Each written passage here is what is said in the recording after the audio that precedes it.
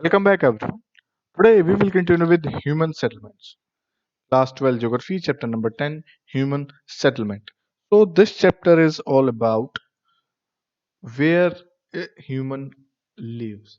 जहाँ पर आदमी आपका रहता है, उस स्थान के बारे में हम डिटेल में पढ़ेंगे कि वो किस प्रकार का स्थान होता है या क्या क्या चीज़ें वहाँ पर हमें देखने को मिल सकती हैं। ह्यूमन सेटलमेंट उसी चीज़ को बोला जाता है। So after food and shelter, ठीक है, शेल्टर ना सॉरी फूड एंड क्लॉथिंग। तो shelter is the third basic need of man after food and clothing. Food and clothing के बाद आपकी बेसिक नीड जो है वो शेल्टर है, यानी कि रोटी कपड़े के बाद आपकी बेसिक नीड है मकान। ठीक है, छत, आपके सर पे छत होनी चाहिए, शेल्टर होनी चाहिए। द साइज ऑफ शेल्टर में वैराई फ्रॉम ए स्मॉल हट टू ए बिग मैंशन। तो साइज जो है आपके शेल्टर का, आपका एक छोटी सी झोपड़ी से लेकर बहुत बड़े मैंशन, बहुत बड़े किले तक वो हो सकता है। Development of shelter leads to growth of settlement. और डेवलपमेंट जब इन शेल्टर की, इस छोटे से निवास स्थान की होती है, तो ये सेटलमेंट में ग्रो कर जाता है। Settlement is defined as an organized colony of human beings together with buildings in which they live or use and the paths and street over which they travel. तो सेटलमेंट क्या है कि organised colony है जहां पर जो है human being साथ मिलकर रहते हैं बिल्डिंग्स के अंदर। ठीक है, और वो उन रास्तों को, उन स्ट्रीट पर, गलियों में जो चलते हैं, ट्रेवल करते हैं, तो वो सेटलमेंट कहा जाता है। In simple words, human settlement may be defined as a place inhabited more or less permanently. तो सिंपल वर्ड में अगर हम कहें तो ह्यूमन सेटलमेंट है जो आपकी, वो डिफाइन की जा सकती है जहां पर आदमी कम या ज्यादा टाइम के लिए या परमानेंट तौर पर वहां पर रहता है। Next one is the rural urban dichotomy difference. तो इनमें रूरल अर्बन में हम डिस्टिंक्शन कहें या उनको डिफरेंस करें, क्या है? The human settlement can be differentiated in terms of rural and urban, population size, nature of activities, structure, functions and etc. तो ह्यूमन सेटलमेंट को जो है हम अगर डिफरेंशिएट करने लग जाएं, उसके अंदर हम अलग अलग क्वालिटीज ढूंढने लग जाएं, तो रूरल और अर्बन के बेसिस पे होती हैं फर्स्ट। फिर पॉपुलेशन का साइज कितना है, किस टाइप की, किस नेचर की एक्टिविटीज वहां पर हो रही हैं, और स्ट्रक्चर कैसा है वहां पर बिल्डिंग्स का, और फंक्शंस क्या क्या होते हैं वहां पे। So there is no uniformity in the differentiation of the settlements.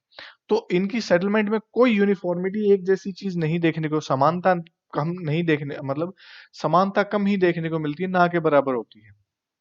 But the basic difference between towns and villages is that in towns, the main occupation of the people is related to secondary and tertiary activities. On the other side, the village people are engaged in primary activities. तो इनमें अब एक चीज है basic difference जो town और village के घरों में होता है या हम ऑक्यूपेशन में होता है, या रूरल और टाउन और विलेज में कैसे डिफरेंशिएट करेंगे। रूरल के अंदर आपकी मेनली सिंगल फंक्शनल होता है, एक्टिविटी जो करते हैं वहां पर वो प्राइमरी एक्टिविटीज होती हैं, farming, fishing, forestry and mining. और अर्बन जो है आपका मल्टी फंक्शनल होता है, जहां पर आपकी सेकेंडरी और टर्सरी एक्टिविटीज होती है, इंडस्ट्री एंड सर्विसेज। जो आप प्राइमरी, सेकेंडरी और टर्सरी एक्टिविटीज के बारे में पढ़ चुके हैं, आपको क्लियर है कि प्राइमरी, सेकेंडरी, टर्सरी क्या क्या होती है और इनमें क्या क्या काम होते हैं। नेक्स्ट वन, इसमें एक टर्म है सब urbanisation. So it is a new trend of people moving away from congested urban areas to cleaner areas outside the city in search of better quality of life. तो सब urbanisation का मतलब है कि जब आदमी अपने एक कंजस्टेड यानी कि भीड़ भाड़ वाले शहरी इलाके से, जो मेन अंदर का शहर का इलाका होता है, उससे निकल के उस शहर के बाहर कॉर्नर वाले, बाहर आउटर रेंज वाले पोर्शन में, जहां पर थोड़ी बहुत खुला एरिया होता है, वहां पर जब घर बनाता है, साफ सुथरे इलाके को के अंदर वो रहना पसंद करता है, शहर से बाहर, बाहर वाले इलाके पे, ठीक है, बेटर क्वालिटी ऑफ लाइफ की सर्च करते हुए, तो उसको सब अर्बनाइजेशन की टर्म कहा गया है। Census of India 1991, it defines urban settlements as places which have municipal corporation, cantonment board, notified town area committee, and have a population of 5,000 person and above, where 75% of male workers are engaged in non-agriculture activities, and density of population is at least 400 person square kilometer. तो census of India जो आपकी 1991 में हुई, उसके according उसने define किया है, definition दी एक तरीके से, कि अर्बन सेटलमेंट जो है आपकी, उसके अंदर क्या क्या चीजें देखने को मिलेंगी। Municipal corporation, cantonment board, notified town area committee, और 5,000 से ज्यादा की पॉपुलेशन होनी चाहिए, जिसमें से 75% लोग आपके नॉन एग्रीकल्चर एक्टिविटीज में इन्वॉल्व होने चाहिए, और आपका जो पॉपुलेशन की डेंसिटी होनी चाहिए वो 400 पर्सन पर स्क्वायर किलोमीटर होनी चाहिए। तो ये एक डेफिनेशन दी थी 1991 में सेंसस ऑफ इंडिया ने अर्बन सेटलमेंट्स की। Next one is types of settlement, or we can say patterns of settlement. So settlements can be classified into compact and dispersed by their shape, pattern and types. The major types classified by shapes are as follows. तो types और pattern के according जो settlement है आपकी, उनको basically दो parts में, shape और पैटर्न एंड टाइप्स के अकॉर्डिंग हम इनको दो पार्ट्स में, कॉम्पैक्ट एंड डिस्पर्स, दो पार्ट्स में इसको हम डिवाइड कर सकते हैं। जिसमें से दो हैं आपके कॉम्पैक्ट और डिस्पर्स। तो कॉम्पैक्ट और न्यूक्लिएटेड सेटलमेंट है पहला। In these settlements, large number of houses are built very close to each other and they develop along the river valleys and in fertile plains. There are close knit communities and people here share common occupation. तो यहाँ पर आप compact और nuclear settlement का example देख सकते हैं, जहां पर आपके घर बहुत पास पास बनाए जाते हैं एक दूसरे के साथ। ये मोस्टली आपके रिवर वैली के आसपास का जो फर्टाइल प्लेन वाला रीजन होता है, वहां पर ये आपके देखने को मिलते हैं, जहां पर कम्युनिटी मिलके एक साथ रहती है और ऑलमोस्ट सेम ऑक्यूपेशन का काम करते हैं सारे लोग, सबका सेम ऑक्यूपेशन होता है। Next one is disperse settlement. Disperse settlement में क्या होता है, in the settlement houses are space far apart and often interspersed with fields such as a place of worship, a market that bind the settlement together. तो ये dispersed वाली settlement आपकी काफी दूर दूर बिखरी हुई होती है। ठीक है, ये बिखरी हुई सेटलमेंट जो है आपकी, उसमें जो ये फील्ड खेतों में दूर दूर घर देखने को मिलते हैं यहाँ पे। और ये यूनाइट कैसे होते हैं, यानी कि एक इकट्ठा कैसे बनाया जाता है इनको, या तो कोई प्लेस ऑफ वर्शिप होती है, मंदिर मस्जिद जैसा कोई स्थान हो, या मार्केट कोई ऐसी चीज हो, तो वहां पर ये लोग कॉमन वहां पर आके इकट्ठा होते हैं, वरना सेटलमेंट इनकी डिस्पर्स होती है, अलग अलग देखने को मिलती है। तो next one is rural settlement. तो these settlements are closely and directly related to land. तो ये आपकी डायरेक्टली लैंड से रिलेटेड होगी, क्योंकि हमने देखा था यहाँ पर जो है they are dominated by primary activities like agriculture, fishing, animal husbandry etcetera.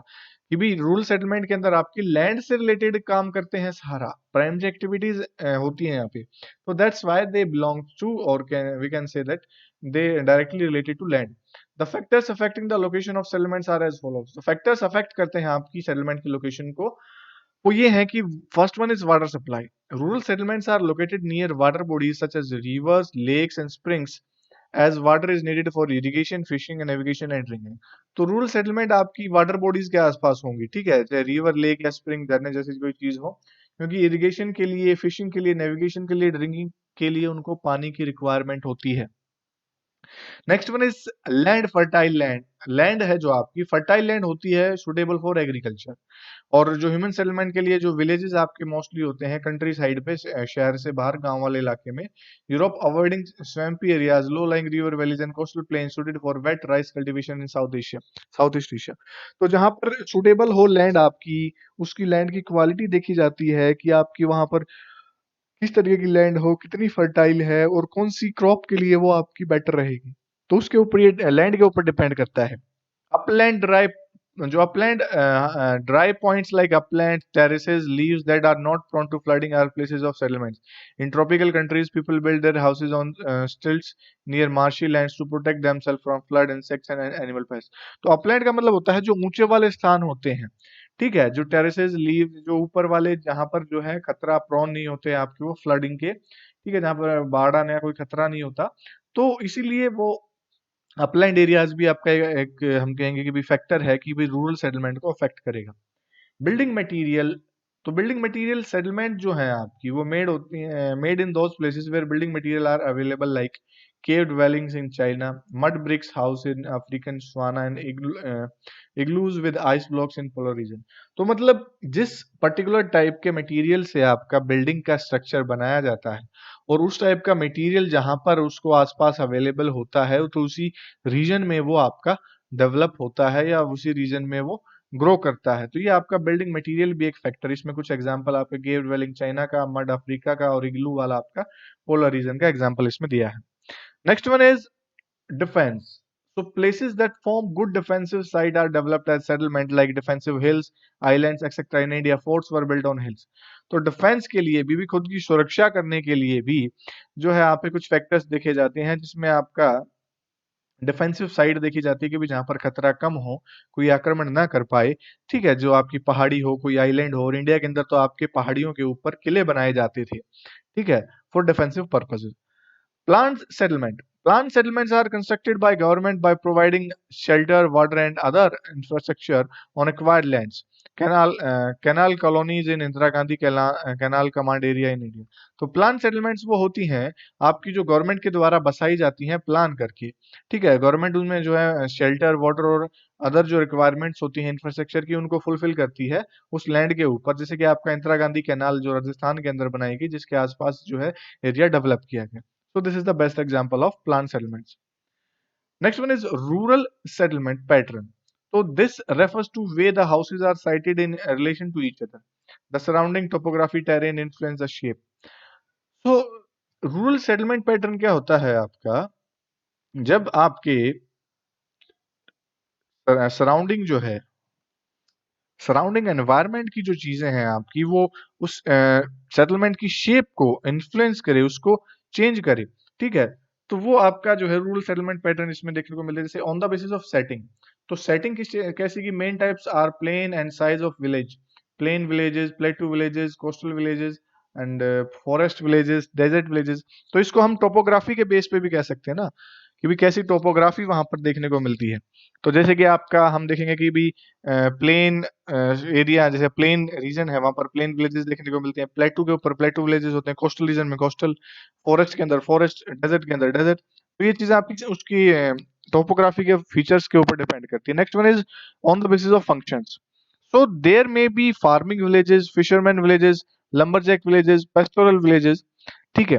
तो जहां पर विलेजेस का रूरल पैटर्न का हम जो हम बात करें, वहां पर ये बात होगी कि भी आपका किस तरह की एक्टिविटी रूरल वहां पर हो रही है। जैसे अर्बन के कुछ एग्जांपल हैं, हम इसको हम रूरल के साथ जो है कंपेयर करके देख सकते हैं कि भी जहाँ पर माइनिंग एक्टिविटीज होती है, जहाँ पर एग्रीकल्चर एक्टिविटी ज्यादा होती है, ठीक है? यहाँ पर हम कुछ देख लें कि भी जहाँ पर पोर्ट है तो वहाँ पे फिशिंग एक्टिविटी ज्यादा हो रही है, तो फिशिंग तो करती है, तो वो रूरल रीजन होगा उसके आसपास, ठीक है? तो ये चीजें वहां पर देखने को मिलती है हमें फंक्शंस के अकॉर्डिंग, फंक्शन के ऊपर जो डिपेंड करती हैं, ठीक है? वो पैटर्न होता है। Next one is on the basis of form shapes of the settlement.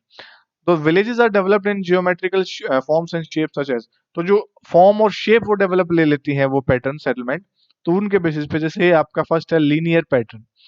So the houses are located along the road, railway line, river, canal, edge of a valley along a levee.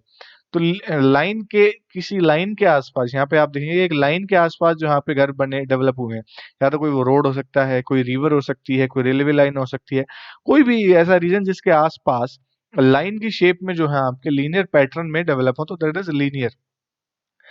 Next is rectangular pattern. The settlement are located in plain areas or in wide inter-mountain valleys. The roads are rectangular and cut each other at right angles. तो rectangular shape में जब आपका जो एक दूसरे को cut करे, ठीक है, और रेक्टेंगल की शेप ले ले, ठीक है, रेक्टेंगल की शेप ले ले, तो आप आई आई होप आपको समझ में आया होगा कि रेक्टेंगल की शेप कैसी होती है। ये इस तरीके से कोई अगर कॉलोनी डेवलप हो जाए, ये ह्यूमन सेटलमेंट वहां पर बन जाए, तो this is rectangular pattern. Okay. Next one is circular pattern. So the settlement develop around lake, tanks, and the central part of remains open for keeping the animals to protect them from wild animals. तो ये circular का example हो जाएगा फिर आपका, यहाँ पे आप देखेंगे, ठीक है? किसी भी लेक के अराउंड, ठीक है, या टैंक के अराउंड, या अपने बीच में जानवरों का घर बना के उसके तुम चारों तरफ खुद की सेटलमेंट बना लेते हैं, ताकि जानवरों से उनको, मतलब जंगली जानवरों से, वाइल्ड एनिमल से उनको बचाया जा सके, आपके जो पालतू जानवर होते हैं। Next is star like pattern. So these elements developed where several roads converge and the houses are built along the roads. तो जहां पर जो कुछ रास्ते आपस में एक दूसरे को कट करके निकल जाएं और उनके आसपास जो है डेवलप हो जाएं, तो that is star like pattern है, ये सेटलमेंट का पैटर्न है। Next T shape, Y shape, cross shape और क्रोसीफॉर्म। तो ये टी वाई शेप आपके ये जिस भी जो नंबर हमने दिया उसके अकॉर्डिंग जो डेवलप होते हैं सेटलमेंट्स हैं, ठीक है? The T shape settlement develop at tri junctions, ठीक है, ट्राई जंक्शन पे डेवलप होती है। Y shape settlement emerge where two road converge on the third and houses are built along these road, जहाँ पर दो रास्ते एक दूसरे से साथ आके मिल जाएं और एक रास्ता बन जाए उसका, और उसके आसपास जो बन जाए। क्रोसीफॉर्म सेटलमेंट जो है आपकी ऑन द क्रॉस रोड पे डेवलप होती है, क्रॉस रोड के ऊपर। House extend in all the four direction, जहाँ पर हाउस चारों डायरेक्शन में एक्सटेंड कर जाते हैं। Double village and these settlement extend on both side of a river where there is a bridge और ए फेरी।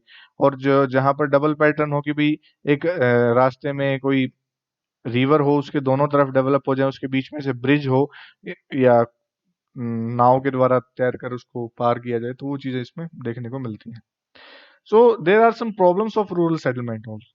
ठीक है, प्रॉब्लम्स भी इसकी क्या क्या है कि rural settlement in developing countries are large in number and have poor infrastructure. There is inadequate supply of water in the settlement.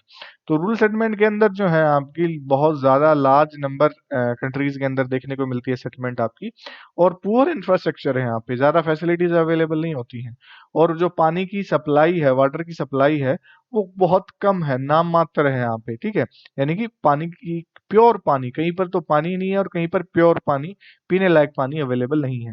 Water borne diseases like cholera, jaundice etcetera are common problem. तो पानी से होने वाली बीमारी यहाँ पर common problem है। There is a lack of irrigation facilities, problem of drought and flood in rural settlement, inadequate sanitation facility, toilet and garbage disposal facilities cause health related problems। Irrigation lack, जो आपकी irrigation के लिए, सिंचाई के लिए जो है बढ़िया फैसिलिटीज अवेलेबल नहीं है। सूखे की, या कई बार सूखा पड़ जाता है, कभी बाढ़ आ जाती है रूरल सेटलमेंट में, उसकी भी प्रॉब्लम है। ठीक है, साफ सफाई के लिए, टॉयलेट्स के लिए, गार्बेज के डिस्पोजल के लिए यहाँ पर फैसिलिटीज अवेलेबल नहीं है, उससे रिलेटेड फिर बीमारियां, हेल्थ रिलेटेड प्रॉब्लम होती हैं। ठीक है, गंदगी से। Proper housing and separate shed for animals are not there. ठीक है, घर की प्रॉपर हाउस और जानवरों के लिए अलग से जो प्रॉपर घर बनाए जाते हैं, शेड्स बनाई जाती हैं, वो अवेलेबल नहीं है। Rural settlements mostly lack metal roads and modern communication network, health centres and educational institutions are less in number. Rural settlement के अंदर जो आपके मेटल रोड, पक्के रोड कम देखने को मिलते हैं, और कम्युनिकेशन नेटवर्क यहाँ पर कम होता है। ठीक है, हेल्थ सेंटर्स और एजुकेशनल इंस्टीट्यूट जो होते हैं यहाँ पर, स्कूल कॉलेजेस वगैरह या हॉस्पिटल वगैरह यहाँ पर काफी कम संख्या में देखने को हमें यहाँ पर वो चीजें मिलती हैं। So this is all about rural settlement. We have studied about pattern and types, and also the problem related to the rural settlement. Okay, so that's all for today. Thank you so much, everyone.